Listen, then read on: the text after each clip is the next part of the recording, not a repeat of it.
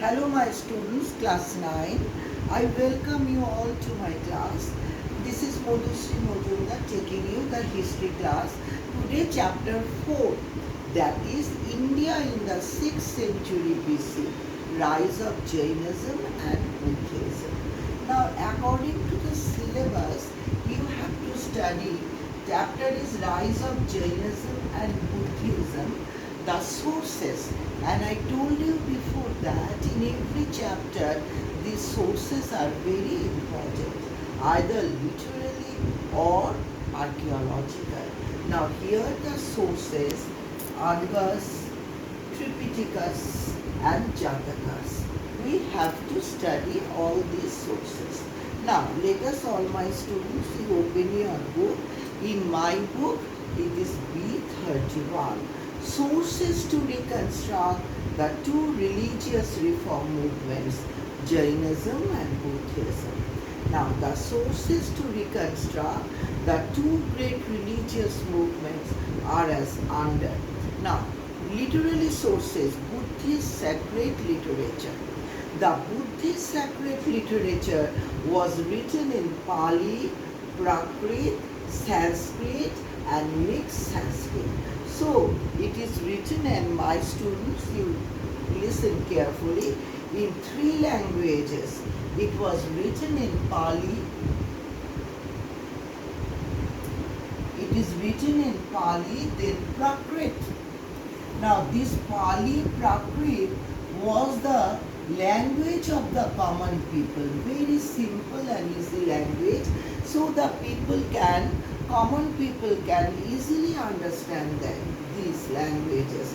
Then Sanskrit, Pali, Prakrit, then Sanskrit.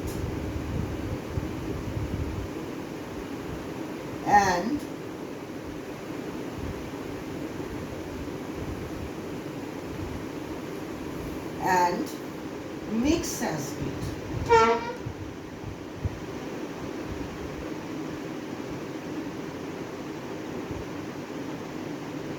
So the Buddhist literature was written in Pali, Prakrit. I told you that these were the languages of the common people, and Sanskrit and the mixed Sanskrit.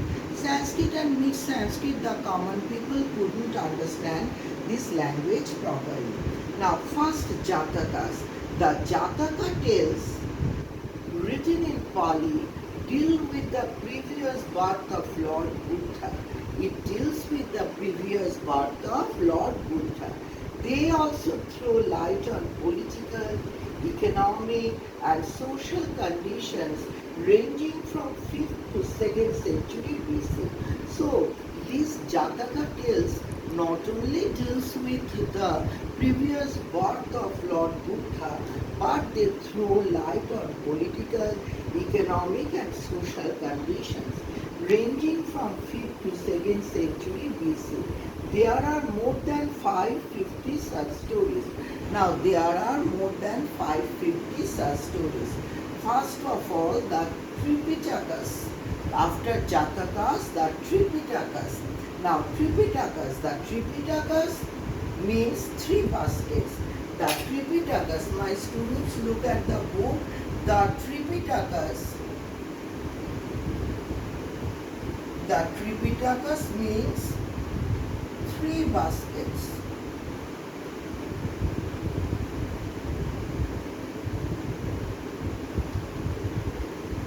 So the Tripitaka, first Jatakas, then Tripitakas means three baskets are also written in Pali.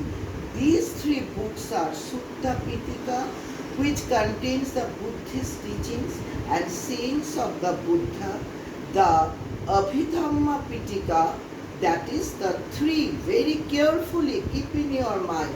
The first thing is Sutta Pitaka, which contains the Buddhist teachings and sayings of Buddha. The Abhidhamma Pitaka, which presents a philosophical interpretation of the teachings contained in the Sutta Pitaka, and the Vinaya Pitaka, which contains, and the last one is the Vinaya Pitaka, which contains the rules for the guidance of the Buddhist monks. So these three, that is the Tripitakas, are very important, not only from the literary point of view, but these give us enough information about the society, the religion, everything of that time. Now, then 12 Angas, a Jain council at Pataliputra collected and compiled the teachings of Mahavira and Jain religious literature into 12 Angas. So in the 12 Angas, my students, look at the book. In the 12 Angas,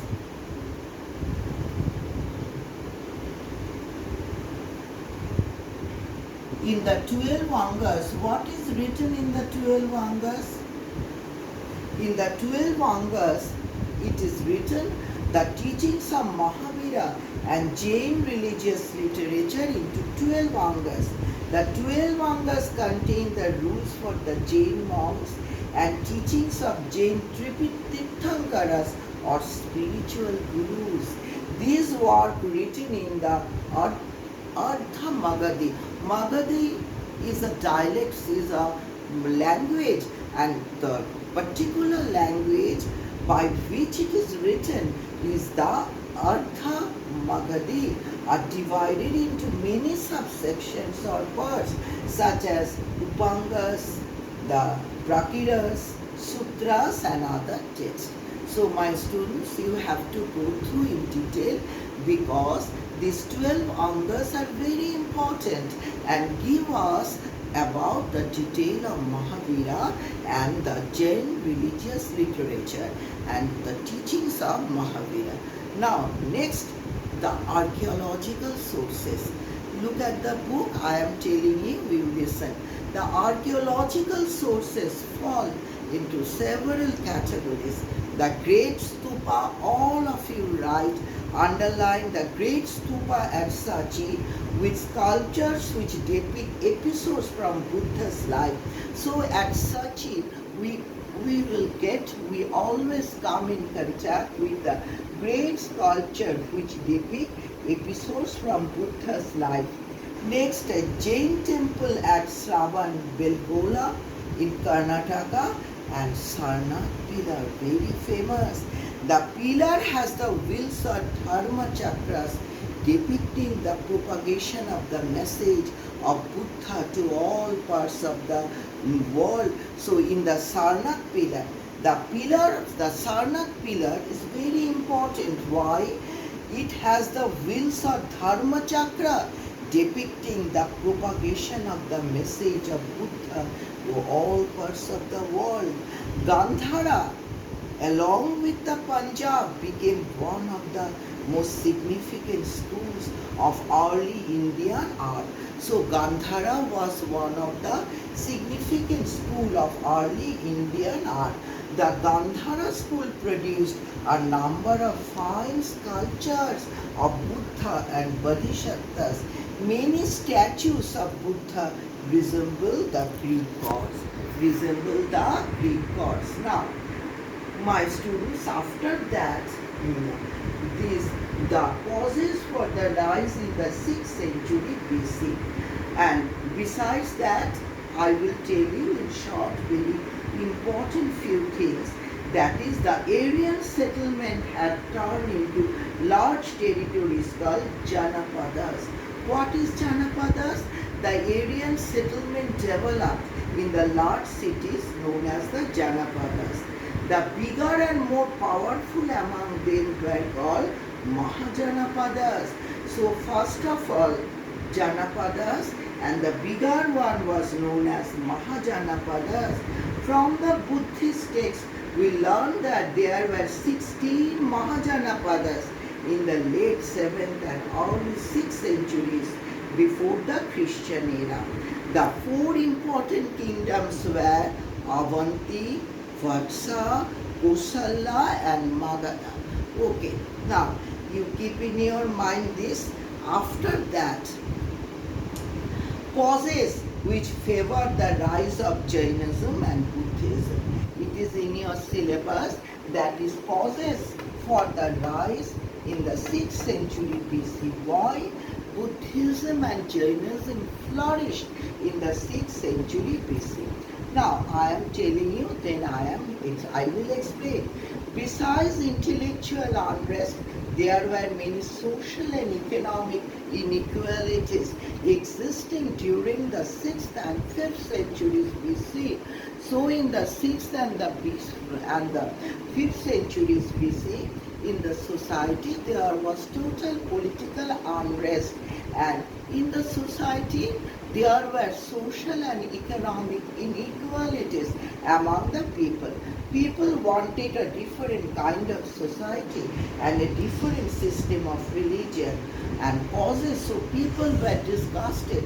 They did not like that particular type of the society anymore. So they wanted to get a change of the existing society.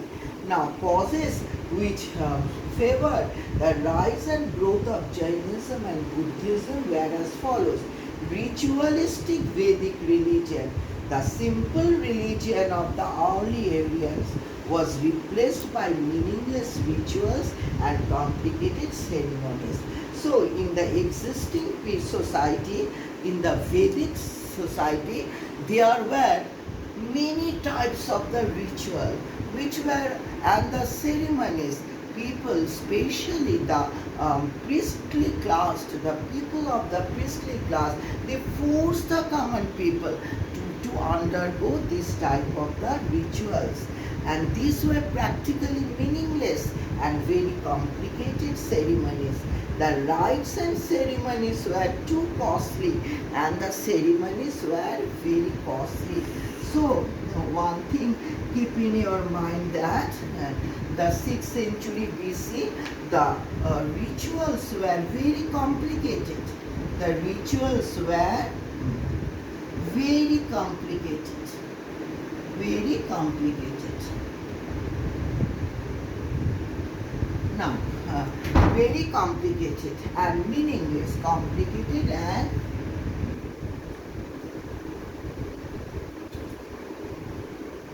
all the rituals were very complicated and meaningless. But the rites and the ceremonies were also too costly and too costly. So the common people could not carry on all these rituals, but the people of the priestly class, they forced the common people to carry on these rituals. Now number 2, killing of animals to perform sacrifices. One of the characteristics feature of these rituals were to kill animals to perform sacrifices. The simple sacrifices of the early Vedic period were discarded and replaced by expensive yajanas. So what happened, my students, that in the early Vedic period, what happened? In the early Vedic period, the rituals were very simple. The rituals were very simple, but it was replaced by the complicated rituals and known as very expensive yajanas. A large number of animals had to be killed for the ceremonial sacrifices, and for the ceremonial sacrifices, a large number of animals were killed. A new agricultural economy based on iron plows needed all the more animals to plow the peasants' field. People therefore resented such meaningless sacrifices which required indiscriminate slaughter of animals to appease the gods. The people, the general people, common people protested against this inhuman atrocities of the society, and because and another thing is the society was mainly based on agriculture, so domestication of the animals were very much essential, and for that purpose much more animals were needed. As many animals were killed, a slaughter of the animals were a common phenomena. People disliked this meaningless rituals. Now, number 3 point, supremacy of the priestly class. Supremacy of the priestly class.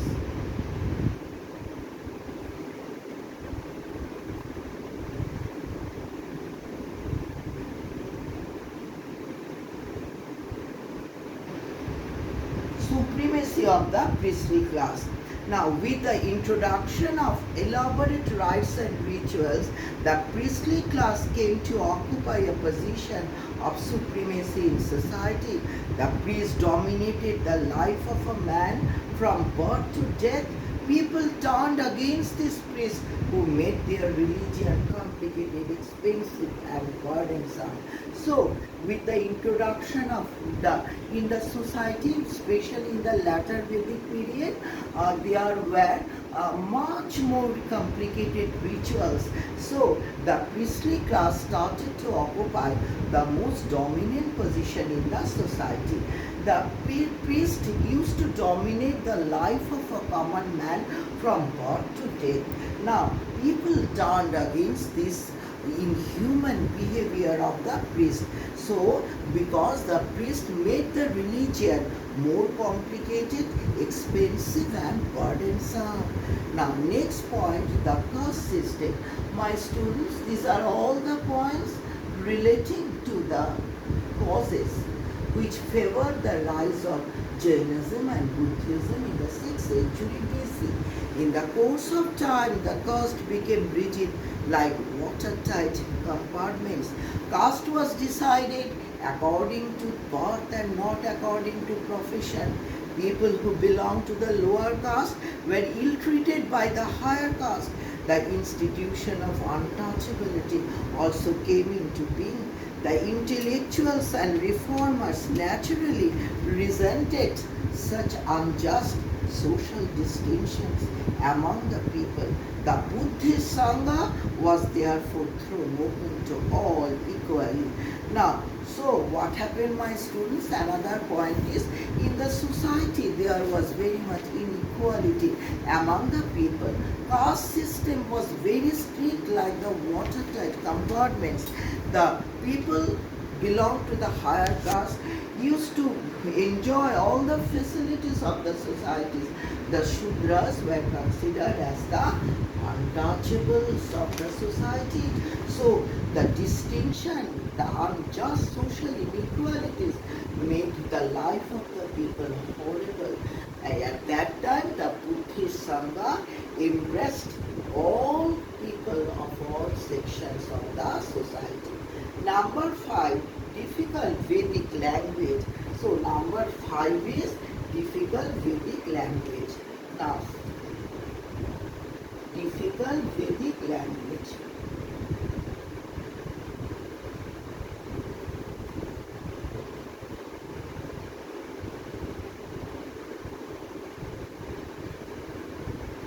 Now, the Vedic literature had been written in Sanskrit. So, Vedic literature was written in Sanskrit. The people could not understand the language. Now, number 6, efforts of religious reformers.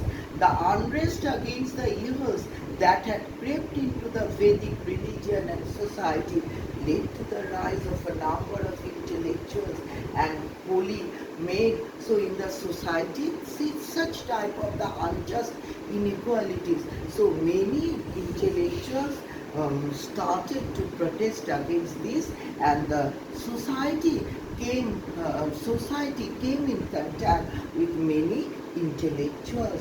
For example, Mahavira and Gautama Buddha, who came in forward to liberate the people from all this bondage of life. Now, my students, in my next class, the other things of the chapter. Okay? Thank you very much. See you in my next class. Okay?